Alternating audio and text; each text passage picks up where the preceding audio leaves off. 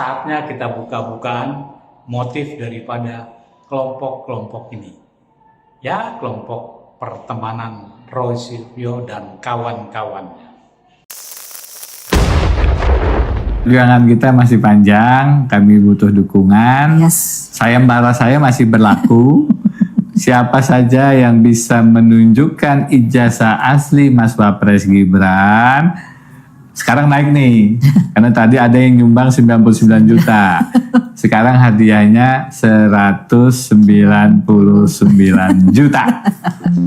Kita tunggu. Nah, kalau tidak ada yang bisa menunjukkan, berarti Mas Wapres tidak memenuhi syarat pendidikan. Dan memang ya wajarnya mundur ya.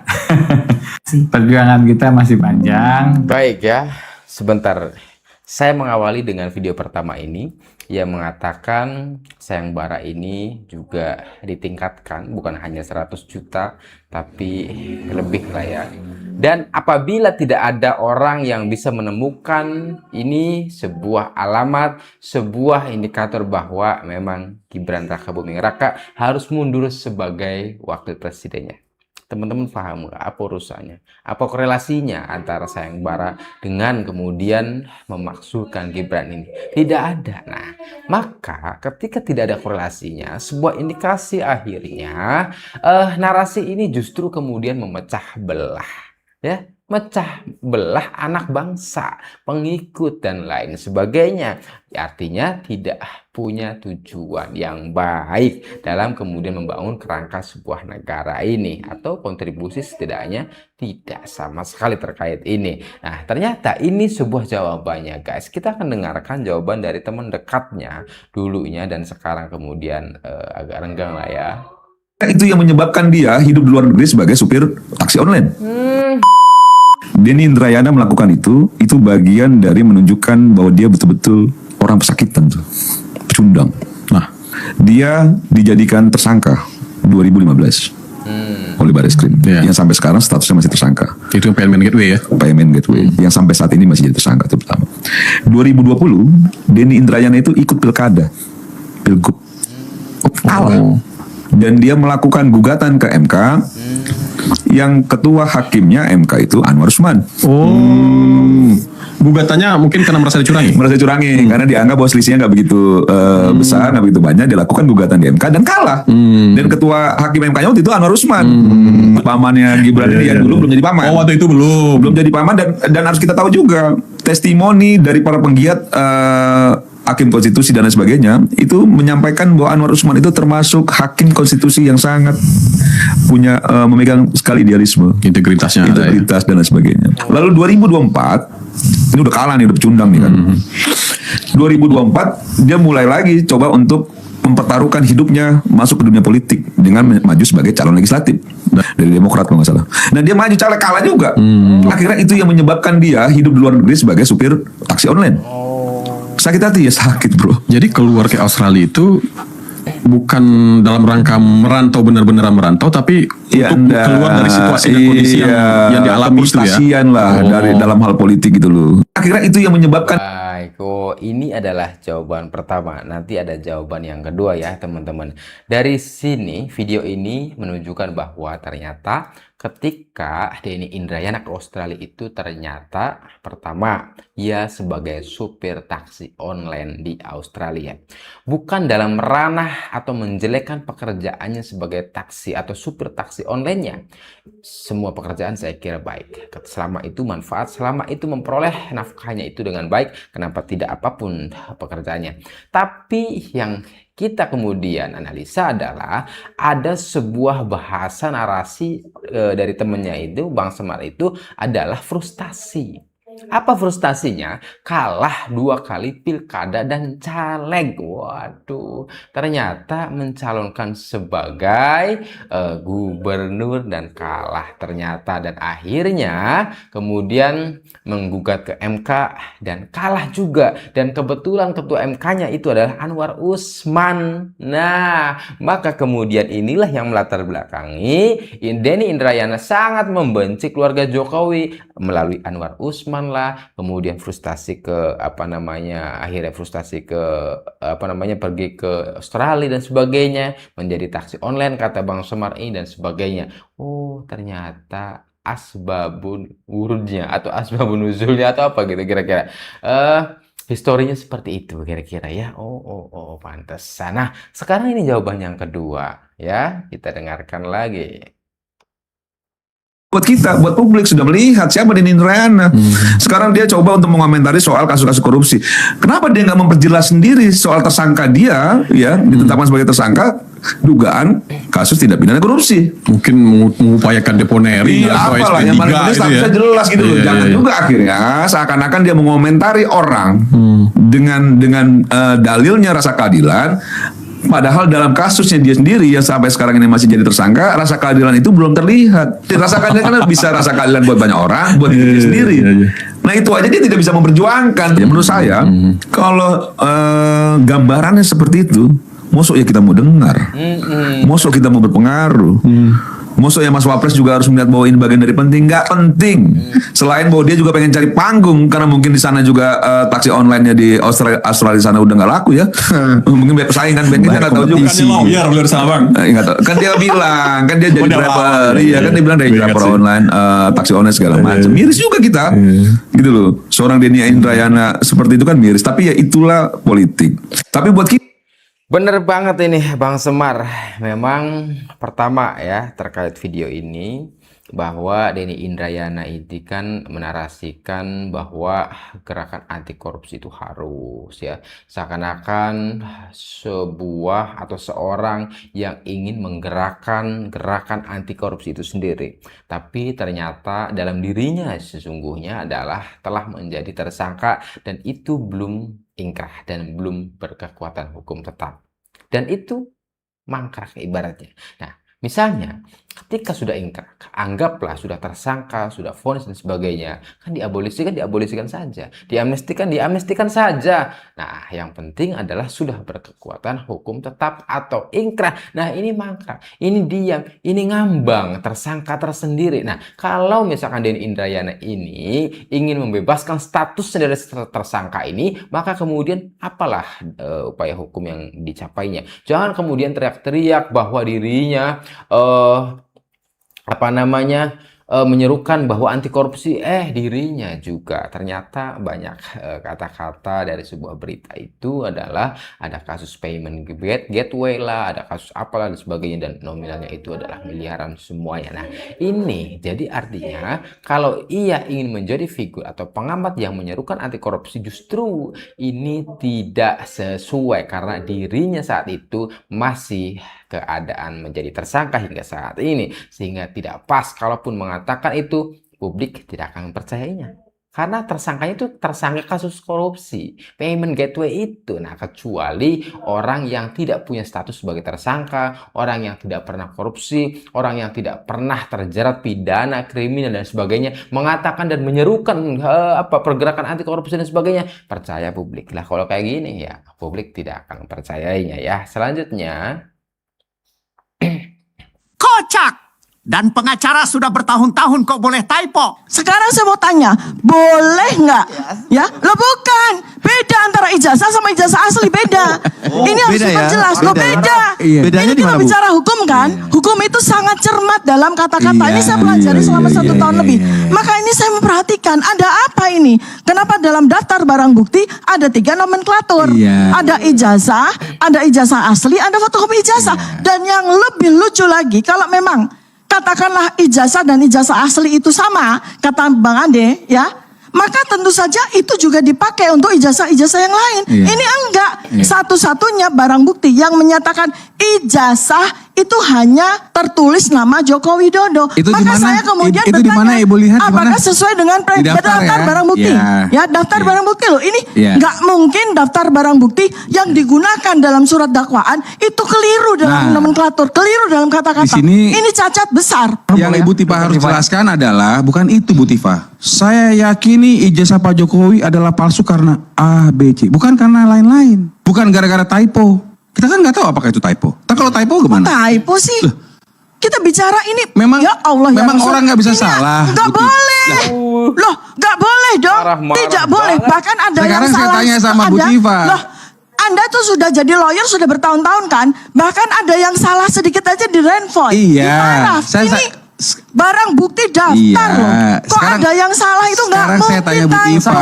Iya, saya tanya sama Bu Tiva. Bu Tiva mengatakan ijazah Pak Jokowi palsu tuh kenapa? Loh, kok jadi lewat ke situ? Enggak dong, karena Bu Tiva kan yang diperiksa ini Bu Tiva bukan Pak Jokowi. Sekarang saya mau tanya sama abang. Ya. Saya dilaporkan polisi oleh Joko Widodo itu atas apa? Atas apa? Dugaan Pencemaran nama baik, Iya. fitnah kan? Karena ijazah Pak Jokowi ada dan Lalu asli. urusan ijazah mana? Loh iya, Urusan sudah ijazah dikasih mana? kepada penyidik. Enggak, kenapa Anda bertanya sekarang seperti itu? Tidak, karena kan Bu Tiva menyampaikan, gini loh, kecuali menyebarkan informasi. Kok menyebarkan informasi bagaimana Nah, kayak sih? ini. Diatur undang-undang. Kan Bu Tiva Pasal bilang ijazah Pak 28 Jokowi Undang-Undang Dasar palsu. 1945. Kan gitu. Saya menyampaikan di Jadi bawah undang-undang yang PES. benar adalah Bu Tiva sampaikan aja. Saya yakini ijazah Pak Jokowi palsu karena A, B, C. Karena jangan lari-lari Bu Loh, Tiva. itu silakan katakan. Bu Tiva jangan lari-lari karena Bu Tiva dari kemarin tuh Kok buruk lari-lari muka cermin sih? dibelah. Jadi kan Gitu nggak? ngeles kan, nggak menjawab tentang pelayanan kehilangan, nggak dijawab, nggak dijawab tentang Mengenai- ijazah dan saya ijazah asli, jawab. nggak dijawab, Mengenai SPKT. nggak dijawab juga bahwa ijazah sudah disita 24 Juli 2025, lalu ada tiba-tiba legalisir ijazah Agustus 2025, enggak dijawab juga. Saya jawab. Malah Mengenai kemana-mana. SPKT. Jadi yang kemana-mana ini siapa? Enggak. Kocak. Bisa ya, caranya memutar balikan faktanya bisa, menarasikannya juga pinter ya.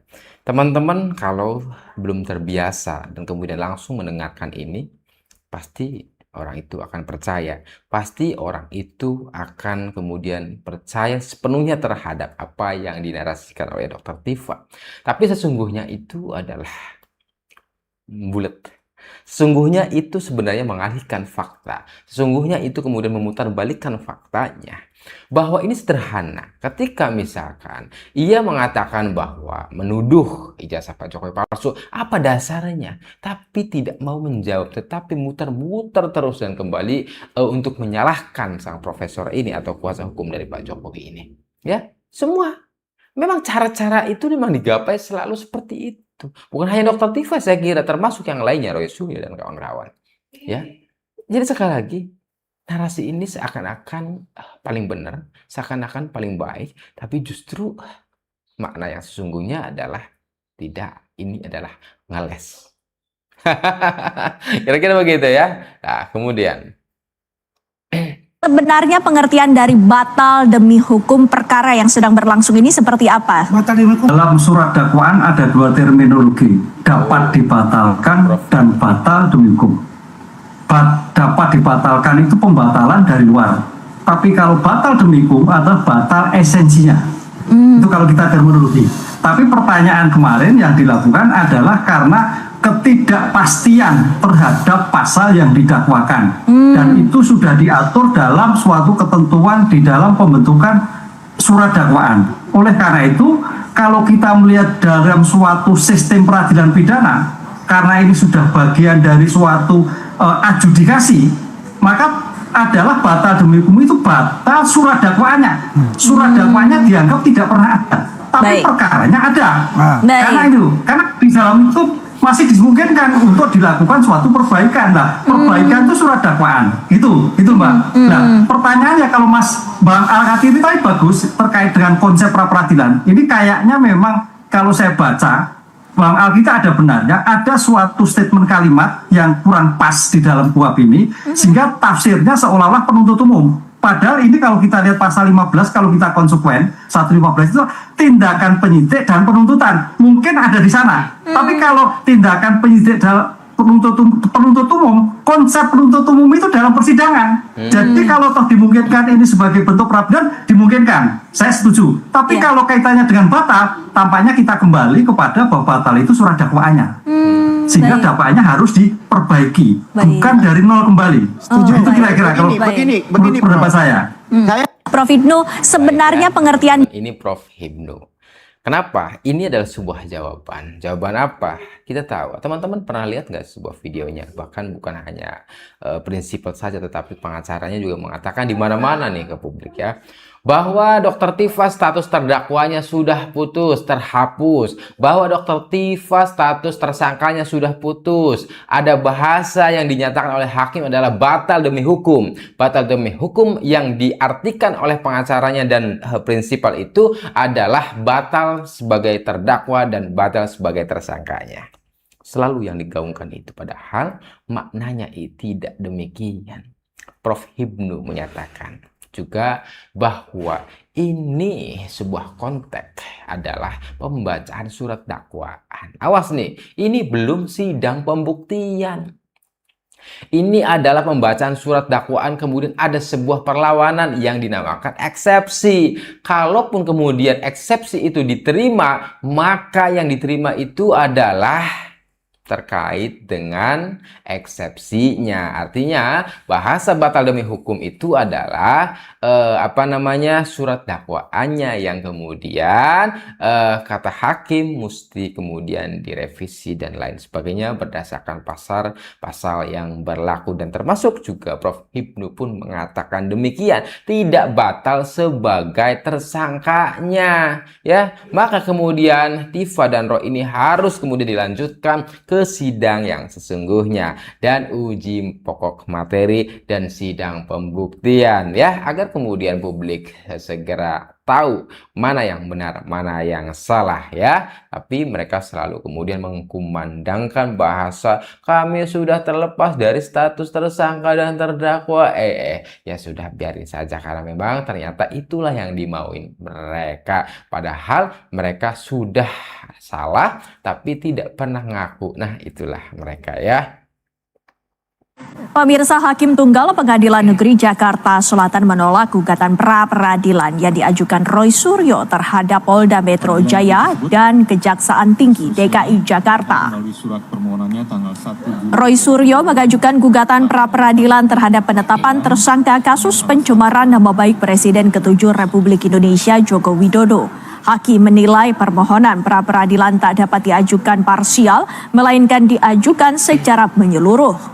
Artinya, penetapan status tersangka Roy Suryo sah dan sidang pokok perkara bisa digelar.